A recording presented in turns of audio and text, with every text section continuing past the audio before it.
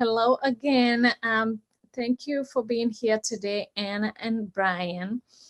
For those that have not listened to the previous interview with Anne and Brian, I encourage you to look at the first part of this interview before listening to this one, or you can always go back and listen to the first one. But this is the second part of the interview that we are sharing with you to share Brian and Anne's journey as they navigate through the challenges of Alzheimer's disease. So welcome, Brian and Anne. Thank you for being here. Okay, so now we are diving into the next part of this interview, which is Brian's employment experiences. So, Brian, where you mentioned you were working at the time of your diagnosis. Yes. Right. Can you tell us how this diagnosis impacts your employment? Well, I was a route driver. I delivered to convenience stores, gas stations, etc.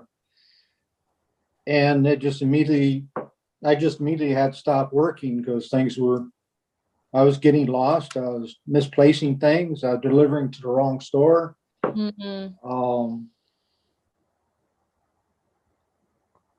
And other situations that I was a union steward, so I had that bugging me. I don't know. They pretty much said, you're out the door. Well, but not exactly. They did ask if he wanted to work in the warehouse, and I had already had a run-in with one of the foremans or supervisors, whatever you want to call them. We just didn't think that was a good fit. I would have wound up getting fired. And it wasn't possible for him just to ride with somebody else. So we felt that it would just be best for him to stop working. Okay. I will say that after he started on medication, he wasn't getting lost like he was, and maybe, a little bit of time might have helped, but I think there would have been a liability. Okay. So what medication was he on? Which medication did he started? Oh, well, he started on Aricept, which actually he took that for 9 days and lost 17 pounds. Oh, wow. He was very, very sick. So, he's still working. And that was while he was working. Okay. So then when they just took him off of that, actually things were spiraling down like really fast. Okay. And like he was driving to go home and missed our street, but then they put him on Exelon, and he's been taking that since and doing very well.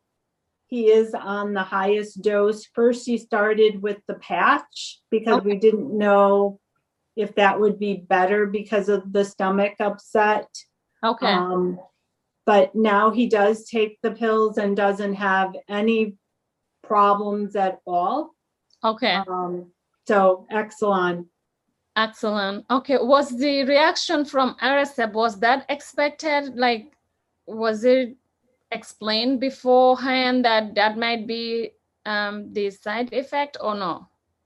Well, they just they really didn't give us any warning that it would make him really sick. But what happened, he took it at night, and then he gets up for work at 2:30 in the morning. I was still sleeping.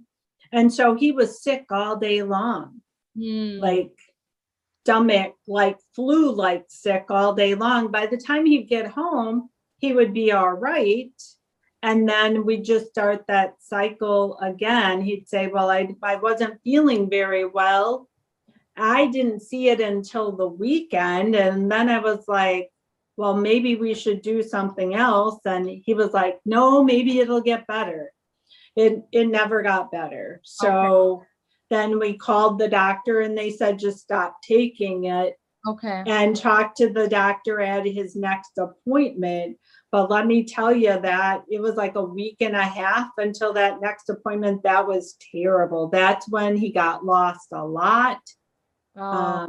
Really confused. I was afraid he was going to get fired from his job. Right. Before we knew what was going on. Okay. Oh, because he was very vocal that the problems were his boss's fault, my fault. And it wasn't a fun time. Right. I can imagine. Yeah. So what ended up happening? Brian, did you retire or did you get let go? I retired. Yes, and they were very, I will say they were very, very supportive.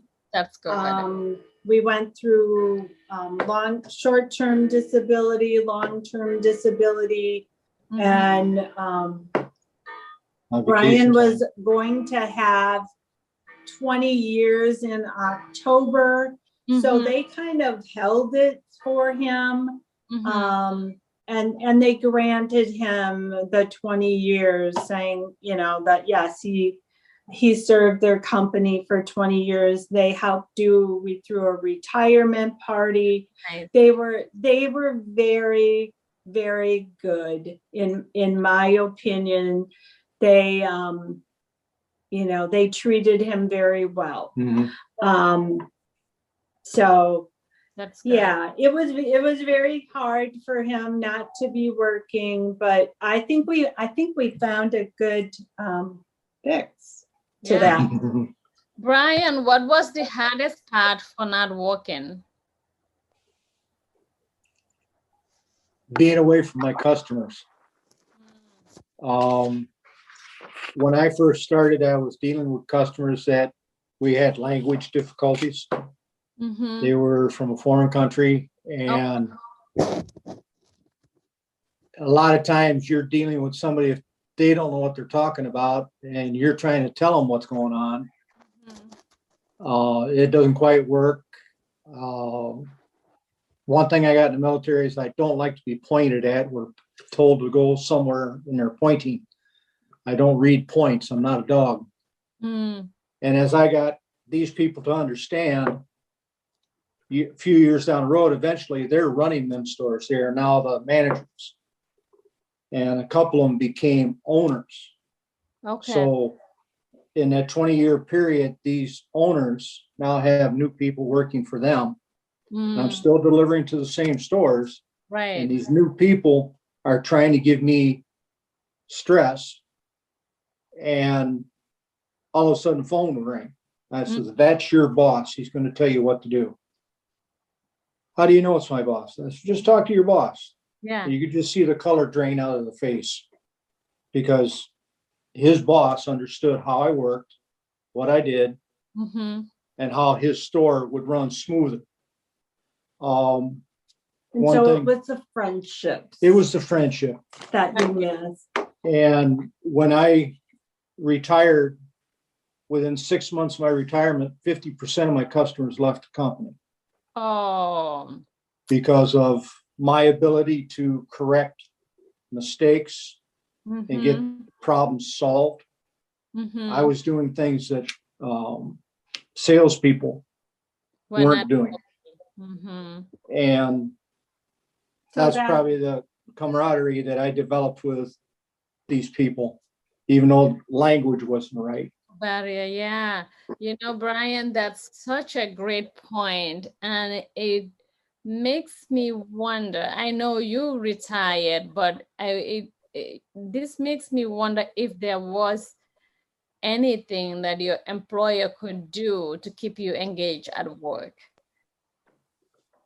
I had tried as a union steward during union negotiations to set it up where it'd be a second person in each vehicle that goes out on a route.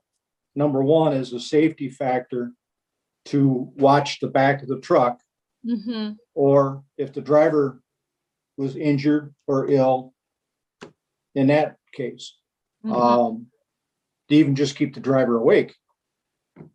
I know a lot of times I was probably snoozing while I was driving, but My suggestion in that was put down, they felt that it was an undue cost. I says, well, you are hiring safety, or not safety, security to ride with a few of our routes, because they were traveling into some areas where you're liable to get shot.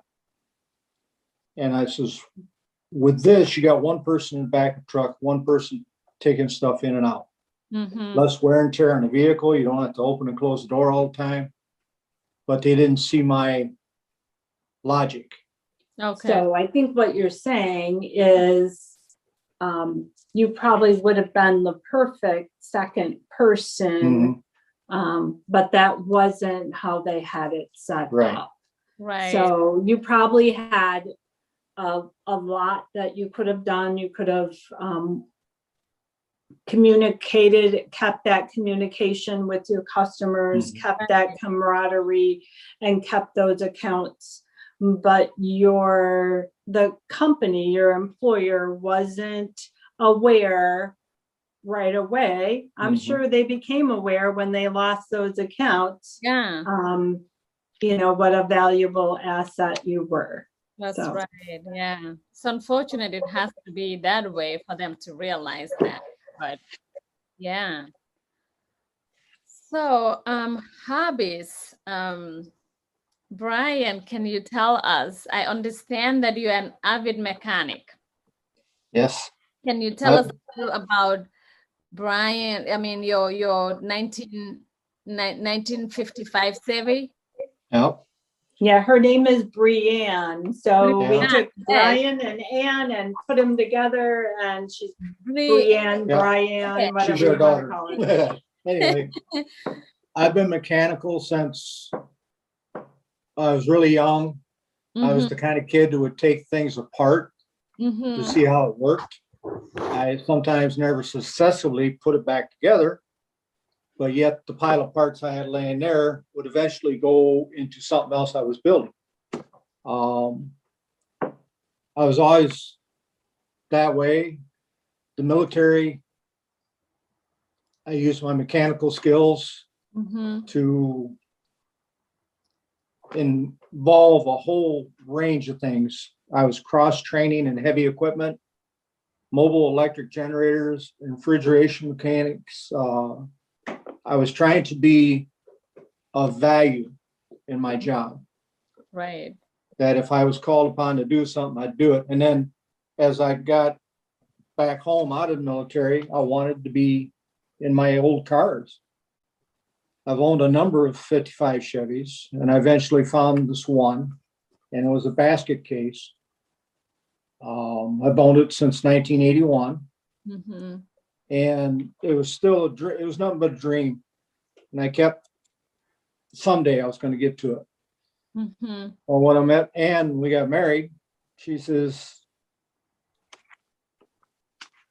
she encouraged me to finally complete this car, which I did, or which we have. We did. It was. I always wanted to put a Chevy 409 in, which was Chevrolet's first big block. Okay. One time I had to sell that motor in order to stay ahead of the game. I was laid off from that work in order to make ends meet. I had to settle for a Chevy 348, which is the little brother to that 409. And we've put over 120,000 miles on that motor in 23 years. Wow. Okay. Very soon that engine will be coming out and the 409 will go in, thanks to our youngest son. Okay. Who was determined to find me another 409. Nice. Anne has 3 sons and I had a son. And I count all 4 of them, or we count all 4 of them as ours. Together we have Brianne. Oh, that's sweet. That's really. And she's purple and lavender and definitely female. Definitely. Drama. Brianne. All right. Yeah. Thank you for sharing, Brian. In You're spite of welcome. your diagnosis, though, Brian, I know you have not let anything stop you from using your skills to benefit others. Can you tell us a little more about your mission to provide bicycles to children who do not have one of their own and through the Bike Elves project? How many Okay. bikes have you fixed? Well, to date, we have fixed 6,232 bikes Oh, wow. in 10 years. 9 years. 9 years. 9 years. 9 years. So tell about the first year.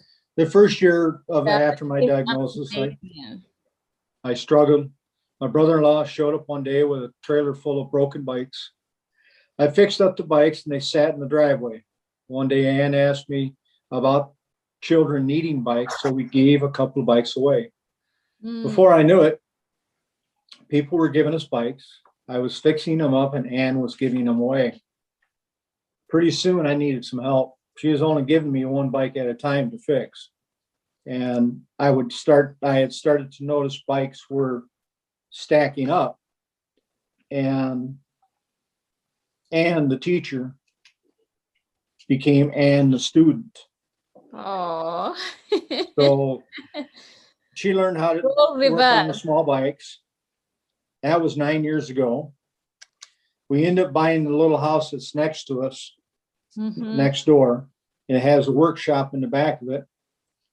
And the whole house is full of bikes.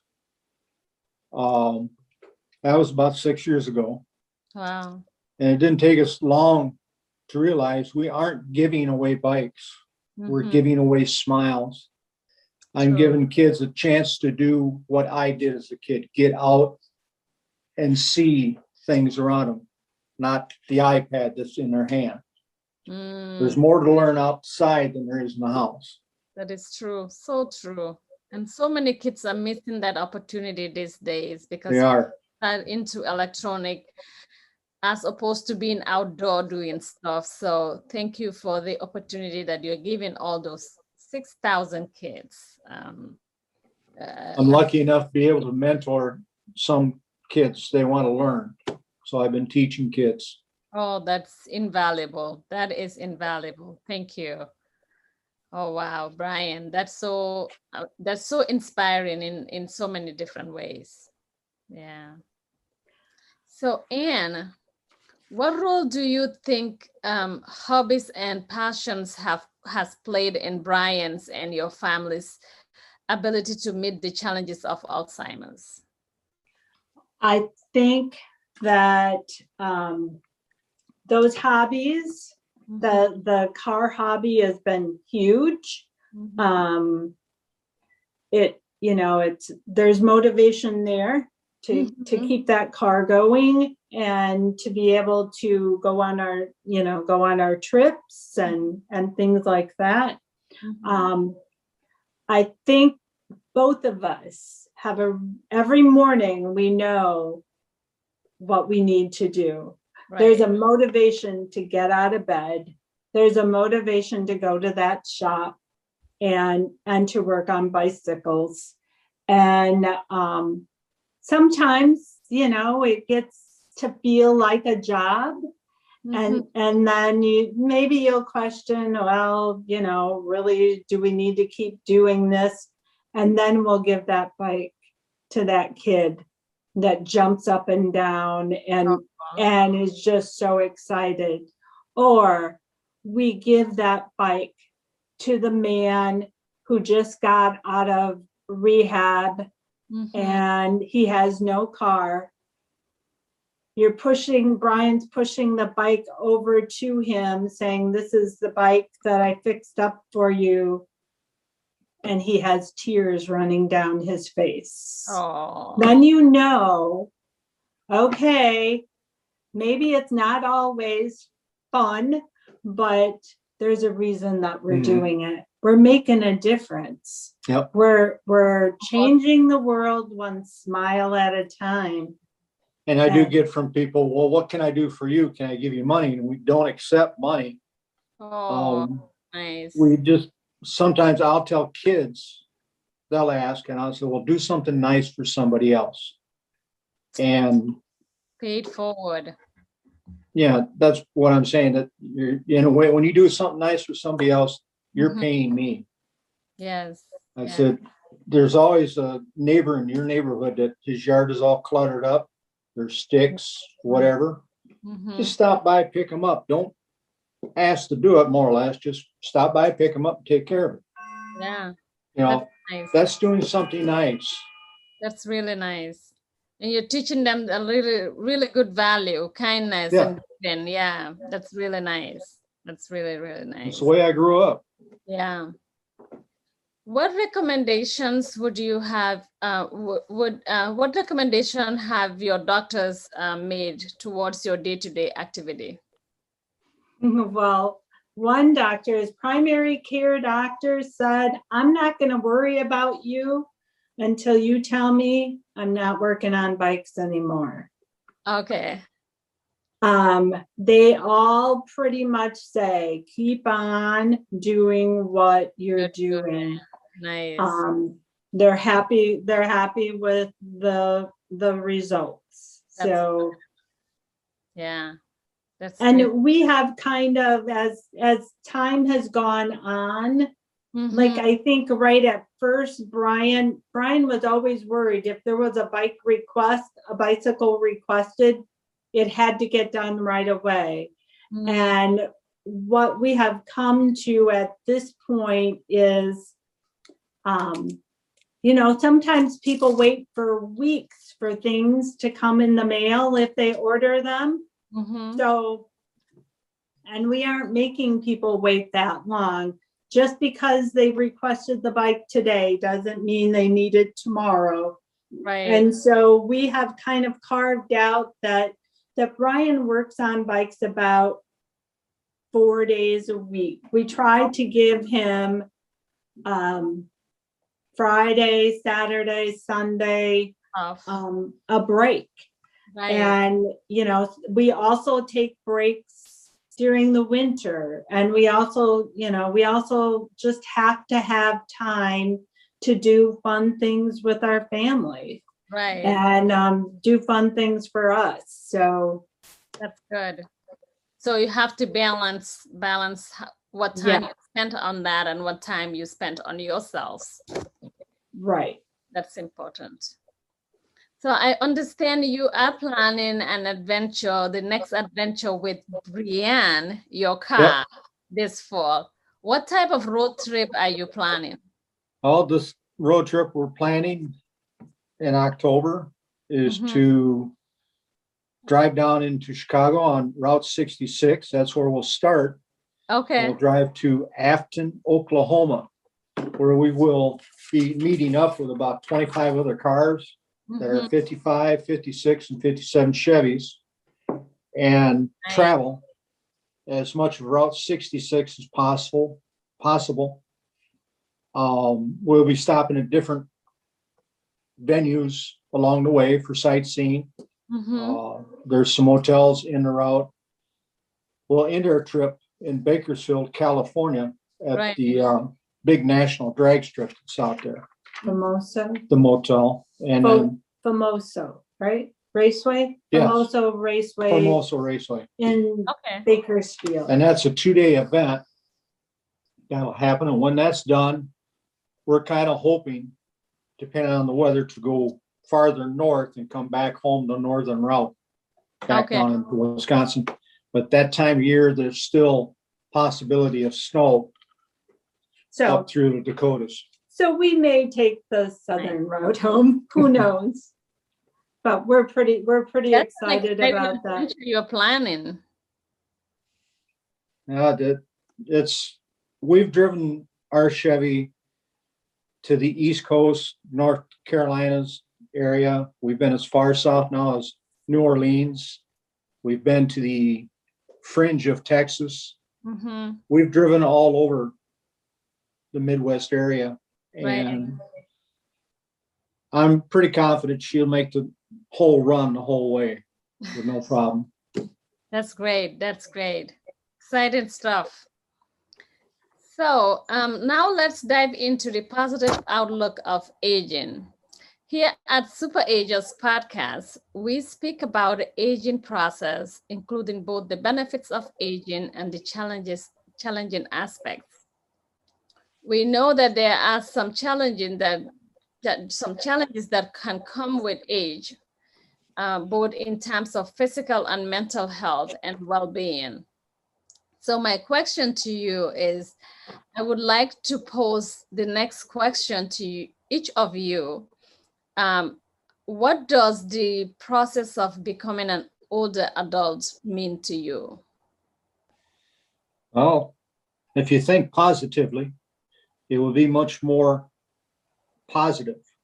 Looking at the bright side of the penny and just keep on. If you look negative all the time, you're not going to go anywhere. So you got to stay positive.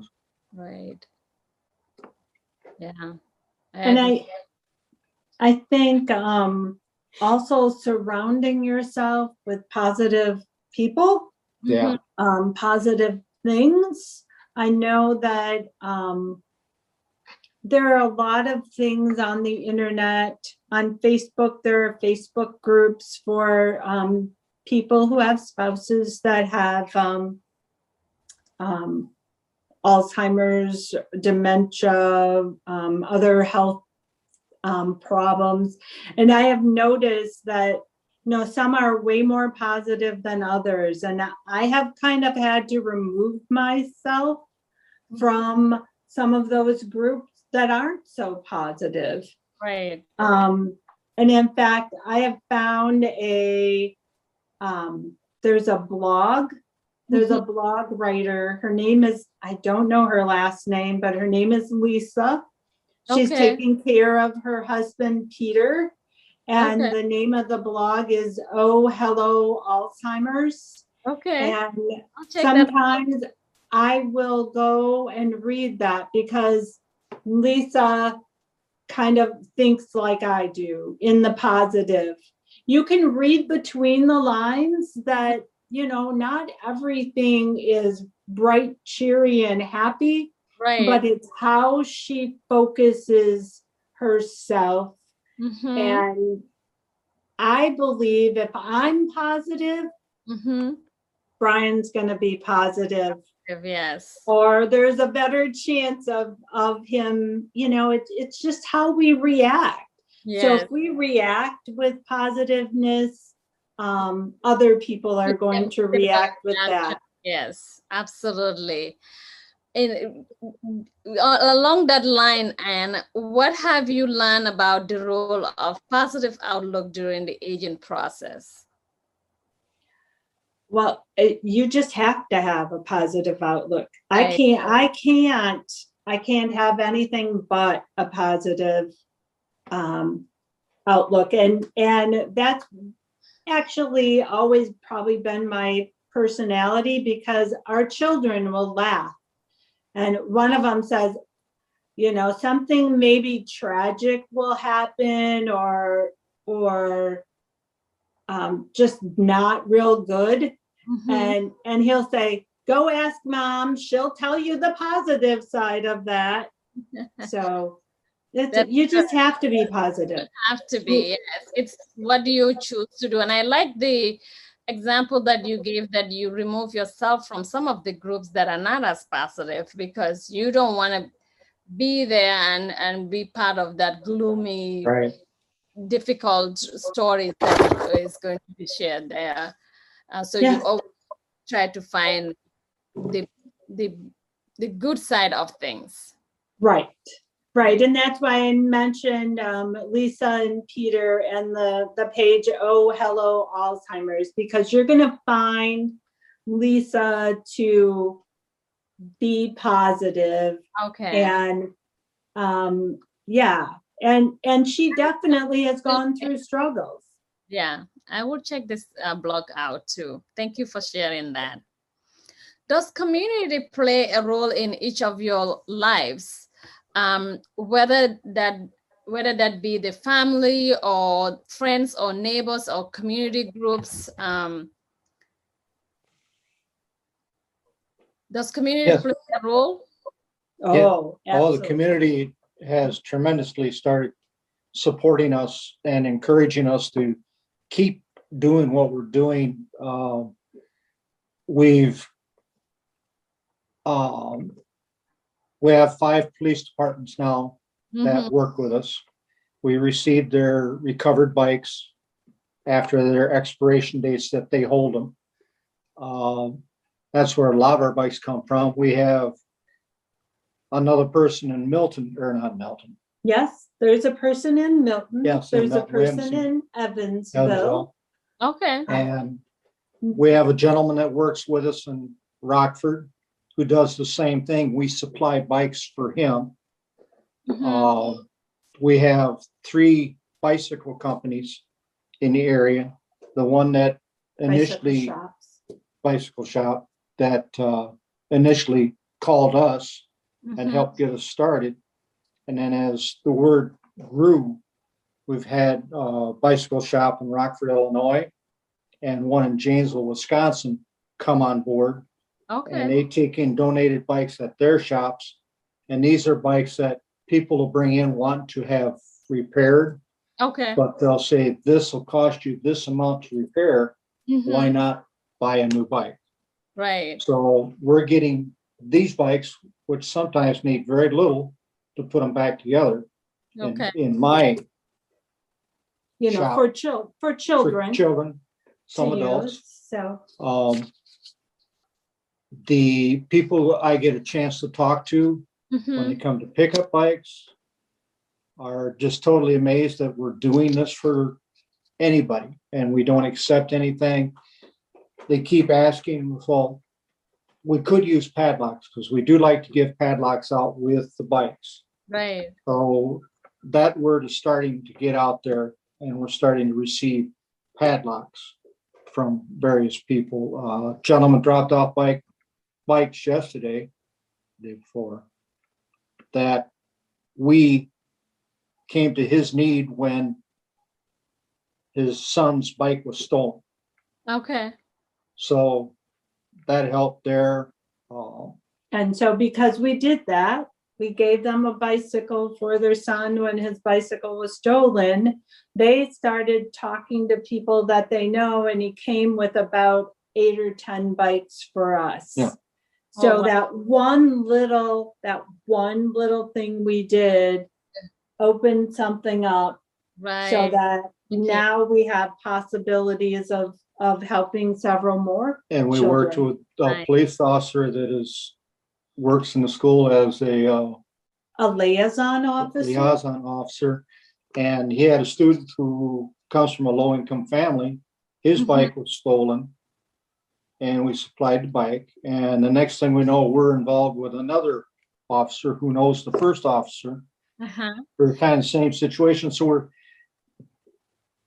it's right. great. Community is great. So we have lots of people, and every time there's this connection, again, it's another shot in the arm that you need to keep doing this. You need to keep doing this because it's good. And people saying, how can I help you? How can we help you? We have businesses now that say, yes, if people want to stop and bring their donated bikes and just drop them off here, and you can just come once a week or once every couple of weeks and pick them up, we would love to do that. There's a place that does deliveries of things in Beloit, but their business is in Janesville. So they collect bikes for us.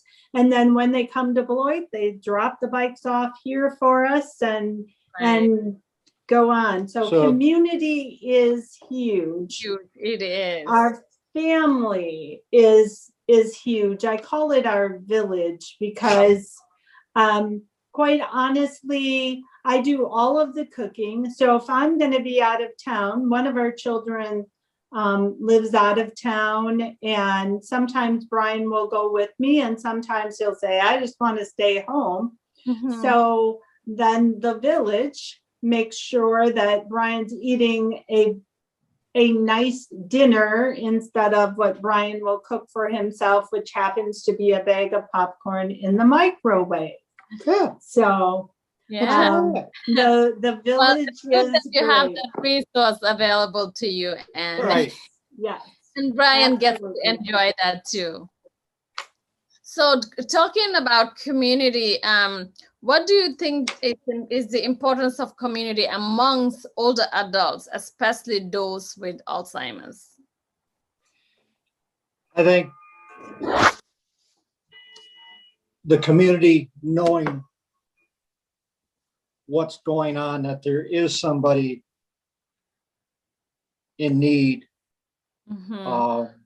to be aware that in case that person happens to get out of the house and wander off, that the people just don't say, oh, there goes an old guy down the road. You know, to kind of figure out what's going on. Right. Yeah. You know, it's time people take the time to find out who their neighbors are. You know, go back to the old ways where everybody knew everybody, and the kids never got away with anything. Right. It's important. Yeah, it is. Like it takes a village to raise a child, right? So yes, it does. Yeah, it's very. And the more I can kind of spread that idea to everybody, and that kind of falls with the kids, where I say do something nice for somebody else, that can blossom into a whole nother situation too. Right. Absolutely. It's being positive. Yes, absolutely. Absolutely. Yeah. So today we have each of you spoken to some challenging moments, and also moments that perhaps have never expected to experience. For many of our listeners who are feeling sought out of over the incredible changes of day-to-day life amidst the COVID-19 pandemic, what message would you like to share with them? I'd say never give up. Work on a bucket list. Challenge yourself to try to do things with your other hand. You know, if you're used to being, or if right-handed, put it in your pocket and do it with your left. Right. To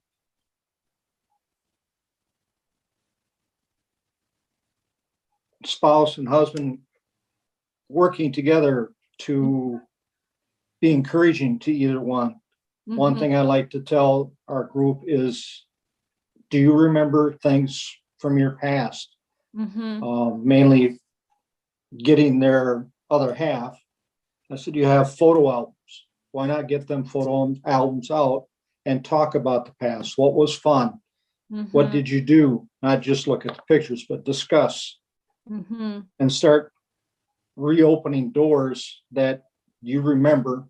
They're closed. You're looking at activities in your mind that are still there. So why lock them away? You know, you had interest in music. We'll bring the music back. Right. Try things you've never tried.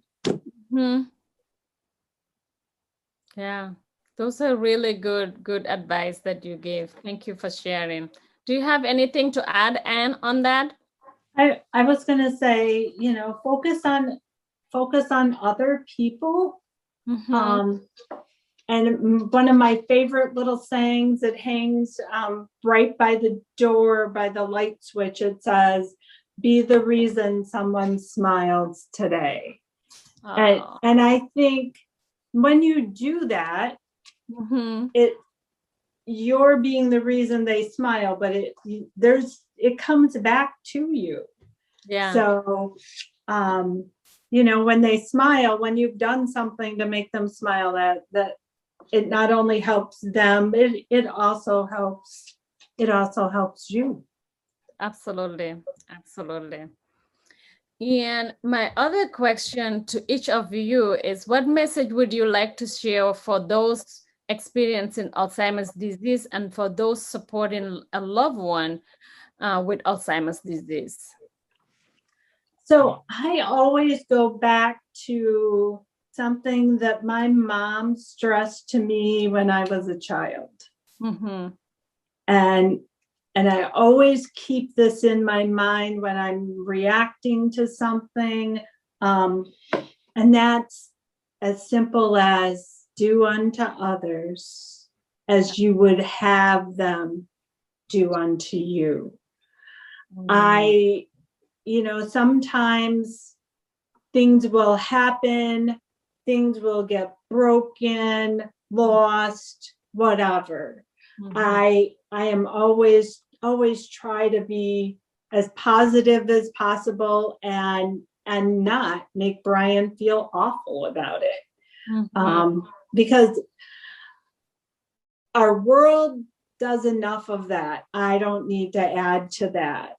And if I was in his situation and I was the person that I lost my wallet, I lost, whatever, I wouldn't want him to be anything but positive with me. So why would I be anything but positive with him? And I think that's some of those pages where people were talking about their spouse so negatively. I'm like, I can't do this. I can't believe you would say that or you would do that, because I'm not going to do anything to someone else that I don't want them doing to me. Absolutely. So that's my message. And thank you for sharing that. That just warms my heart.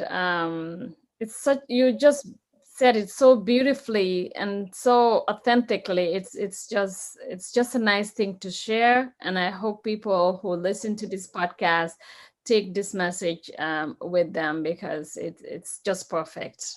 It's just a perfect message to send out. And how about you, Brian?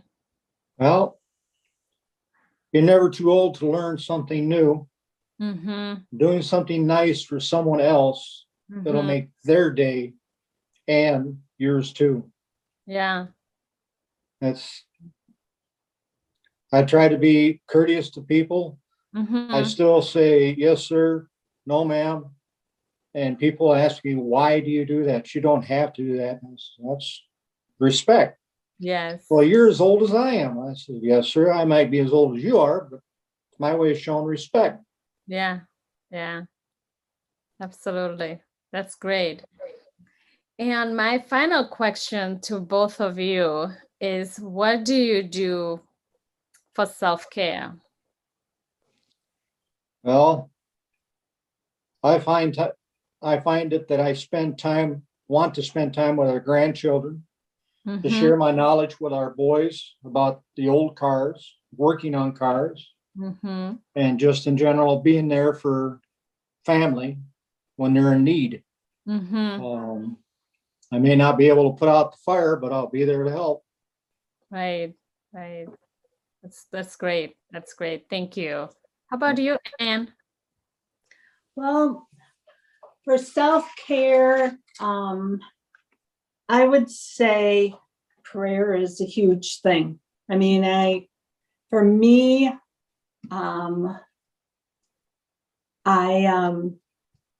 Brian needs more sleep than I do. And if I get out of bed, he knows it. So he does. He comes, like, even if I'm too far on that side of the bed, he's following me. And so I find that quiet time in the morning when he's still sleeping, and just time of reflection and prayer and thinking about all the things I'm thankful for, grateful for. I also, also the things that I am praying for help with. But for the most, I really try to do prayers of thanksgiving. And then the other things, I love to do crafts. And so I try to carve out a little bit of time to do some craft things. We get really old bicycles that are so cute, but kids will never ride them. And there's a kind of a movement now to use them as garden art. And so I take them and I hide them so nobody scraps them out. And then like I'll take a day and I will paint them bright colors. And then I donate them when I hear that there's like a benefit going on, or somebody's doing fundraising for Alzheimer's Association, or for somebody who's got cancer or something. Okay. I will just donate them. And last year, somebody was doing fundraising for their walk. I'm not good at putting together big fundraisers, but I was like, here you go. And I gave her 3 bicycles. That's and nice. She was able to go ahead and raffle those off. So that's what I do. That's amazing. I just like take that time and do something fun that I like to do. That's wonderful. Thank you both for sharing those with me and for joining me today on the Super Ages podcast. And thank you for sharing your important perspectives. You're welcome. To our listeners, thank you for tuning in to Super Aging Podcast. I hope you enjoyed the show. If you have any questions, feel free to reach out to us by making a comment or emailing us at superagingpodcast@gmail.com or connect with us on social media. If you haven't done so already, feel free to subscribe and review the show. And until next time, remember that self-care is self-love. Take good care. Thank you. All right.